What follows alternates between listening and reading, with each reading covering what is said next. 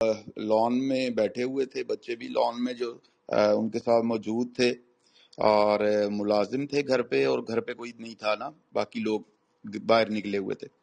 تو وہ منہ کے اوپر کپڑا ڈالا انہوں نے، اور بھائی کو وہ کھینچ رہے تھے، اور موبائل وغیرہ انہوں نے سب کے چھین لیے، ملازموں کے بھی لے لیے، گھر میں جس جس کا موبائل تھا سب کے لے گئے.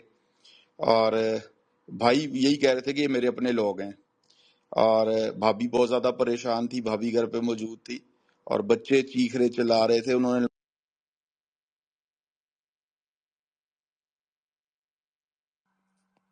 آپ کی آواز نہیں آ رہی اسما پر. میں نے جب سنی بھائی میری بات سنیں، میں نے جب عمران کے پاس گئی ہوں تو وہ عمران کے ساتھ ان کے منہ پہ کپڑا ڈالا ہوا تھا. سنی بھائی میں نے ان کو بولا کپڑا ہٹائیں. ان کے اندر پنجاب پولیس تھی، ساری پولیس کی وردی میں تھے، بہت سارے لوگ جو ایسے تھے جنہوں نے کاسٹیوم پہنے ہوئے تھے، لیکن وہ جیسے وہ ٹریک سوٹ نہیں ہوتے ہیں ویسے بلو سے کلر کے تھے. مجھے آئیڈیا نہیں، میں نے ان سے بار بار پوچھا ہے کہ پلیز ادارہ بتا دیں کہ یہ ادارہ کون سا ہے. ان میں کسی نے ادارے سے وردی بھی، وہ پنجاب پولیس تھی، میں پنجاب پولیس سے بھی پوچھتی رہی ہوں کہ آپ کن کے ساتھ آئے ہیں، یہ کون لوگ ہیں.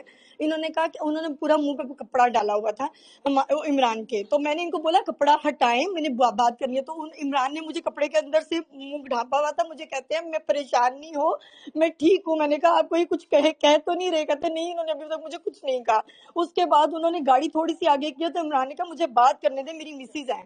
انہوں نے بات بھی نہیں کرنے دی بالکل بھی، اور کپڑا دوبارہ ڈال کے تو باہر بگا کے لے گئے. یہ 16 ڈالے تھے، وائٹ کلر کے تھے. کچھ پنجاب پولیس کی گاڑیاں بھی تھیں، پنجاب پولیس کی گاڑیاں بھی تھیں، ٹھیک ہے.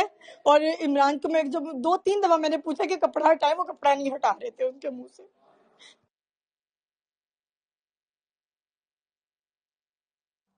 اچھا، آج ایک نوٹس بھی موصول ہوا ہے سائبر کرائم کی طرف سے، اور اس کی ڈیٹ کل کی تھی کہ کل تک آپ پیش ہوئیں.